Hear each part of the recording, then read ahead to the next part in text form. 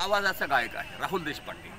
याच्या गाण्याने, याच्या आवाजाने संपूर्ण महाराष्ट्राला नव्हे तर भारताला मोहिनीत घातलेली आहे असा राहुल देशपांडे।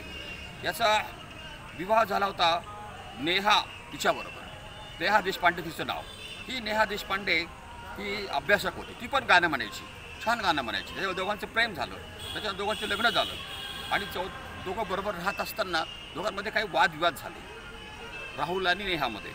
आता सध्या दोघं वेगळं राहतात। यांचं हे अरेंज मॅरेज होतं राहुल देशपांडे आणि नेहाचं। 22 नोव्हेंबर 2008ला हा विवाह झाला होता आणि तो विवाह आत्तापर्यंत चालू होता, पण दोघांमध्ये फिसकटलं।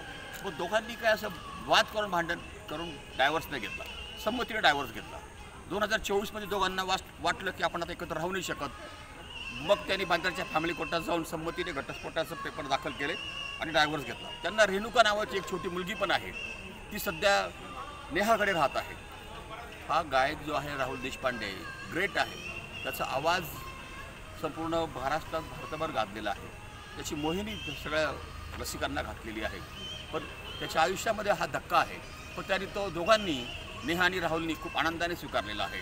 दोघं हिंदू विवाह कायदा कलम 13B प्रमाणे विभक्त झालेले आहेत। तसं दोघं 24पासून वेगळेच राहत होते, दोघांमध्ये रिलेशन्स बंदच होते आणि आता त्यांनी लिगली डायव्हर्स घेतला आणि राहुलनी सोशल मीडियावर आणि नेहानी सोशल मीडियावर आपल्या घटस्फोटाबाबत माहिती दिलेली आहे। धन्यवाद।